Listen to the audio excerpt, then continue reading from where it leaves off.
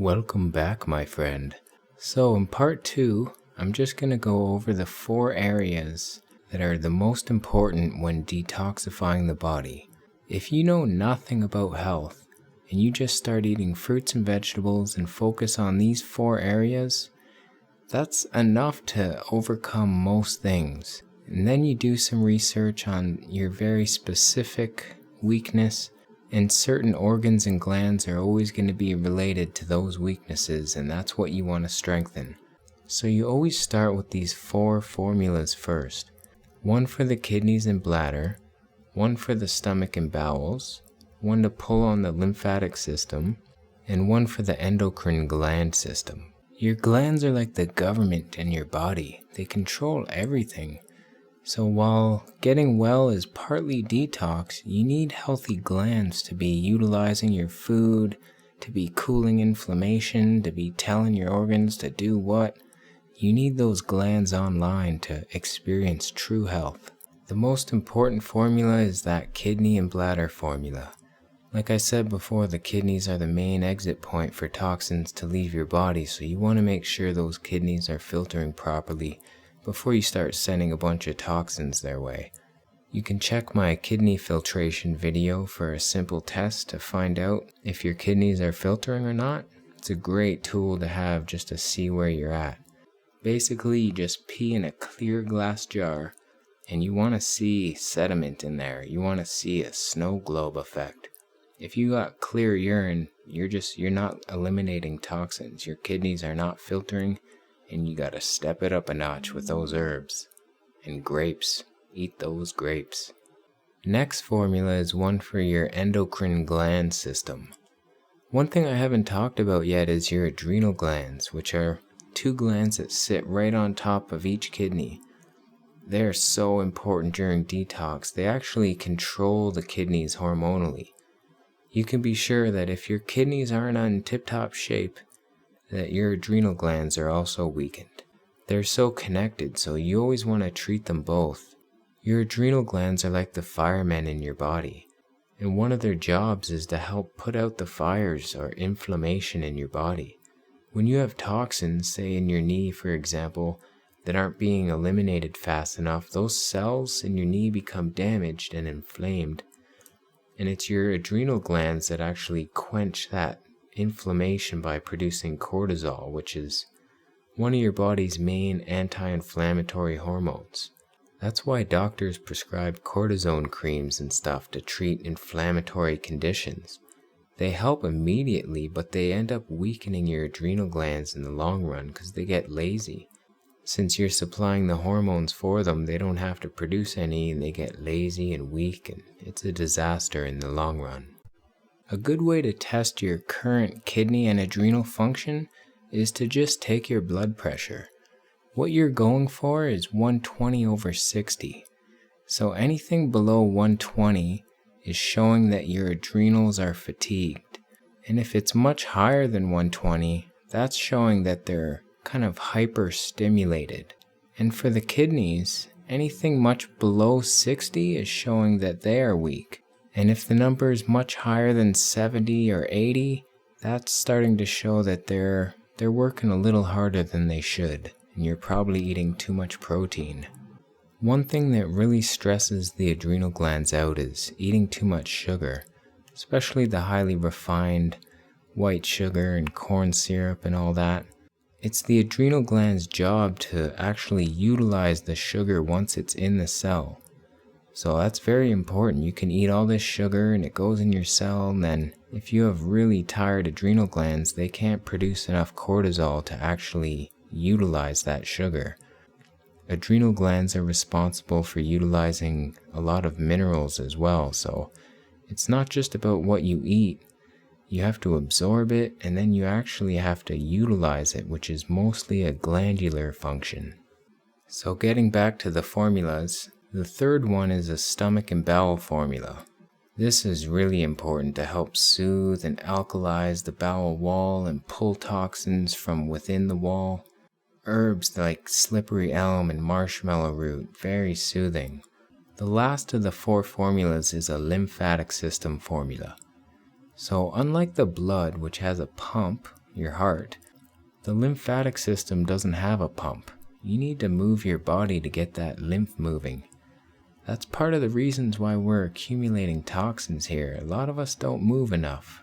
If you're sitting down all day at an office job, your lymph is just sitting there like, oh no, he's not moving. So it's really important to move your body. There will be times where you're just too fatigued to do anything but lay in bed. But when you do have energy, move that body. Go for a walk, do some push-ups, jump on a rebounder. You don't want to exercise too hard though.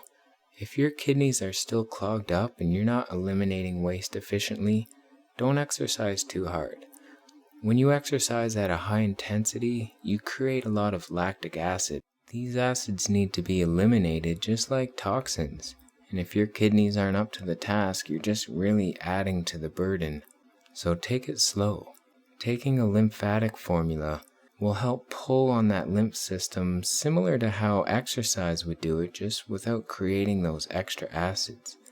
In the beginning, you might want to even hold off on the lymph formula until you know for sure that your kidneys are filtering and your colon's functioning, you're having at least 2 or 3 bowel movements a day. If you start getting a lot of skin breakouts and rashes, you know you're going too fast for your kidneys and colon to keep up with.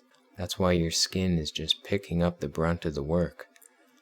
If you don't mind breakouts, then keep on going like that. I mean, you're getting toxins out, and that's a good thing. So you can even start using saunas to increase skin detoxification and dry brushing, things like that.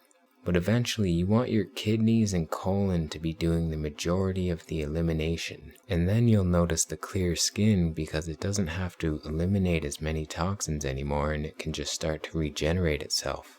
So I hope this is starting to paint a picture for you. The main focus in the beginning is to get your kidneys filtering, your digestive tract moving and functioning well. Get your adrenal glands online so they support the kidneys and they cool inflammation and they're utilizing all the nutrition you need to build healthy cells. Also, don't forget your lungs. Take nice deep breaths, preferably get out in nature where the air is pure. This toxic city air can be really damaging. Quit smoking if you can. Just start breathing good fresh air. Just do the best you can. Get an air purifier if you can afford one. Start eliminating some of the toxic things in your home like plastics and all the chemical cleaning products, and get more natural shampoos and stuff so you're not breathing in these chemicals. You want to eliminate the intake of bad things into your body as much as possible. That's the goal here. So that's where you start. When you don't know where to begin, you focus on opening your channels of elimination, get that going, start eating the fruits and veggies, cleanse out, and that's a good starting point for anybody.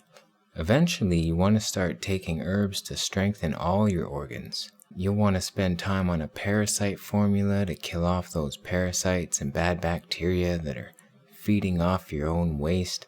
You'll want to strengthen your thyroid. Start to investigate your symptoms. Most symptoms will come from excess toxicity and the obstructions that come with that from all the mucus and stuff clogging up your body.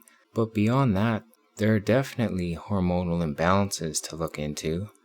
Most of that will take care of itself though as you cleanse out.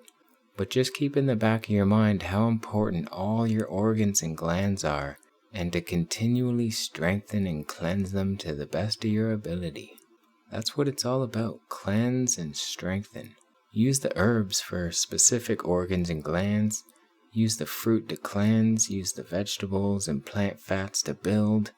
Find the clean air to breathe. Get out in nature. Go barefoot on the earth. Get some sun. Laugh. Laughing is so good for you. Have some fun in this world. Experiment with different foods. See how you react to them. I've experimented a lot in my years. It's a journey, have fun with it. And don't forget, it's not just about the food.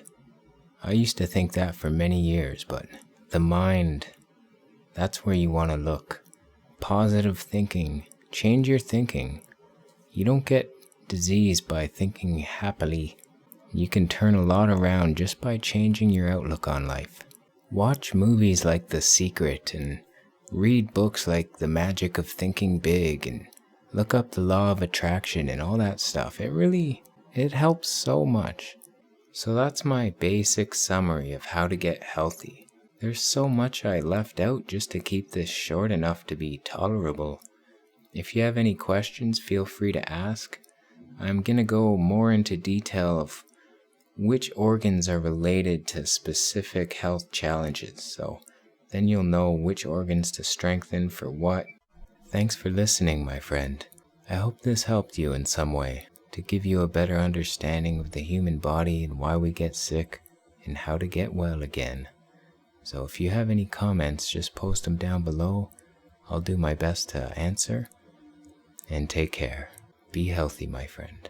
Thanks for watching that wonderful video about why we get sick and how to get well. Please subscribe if you haven't done so already for some reason.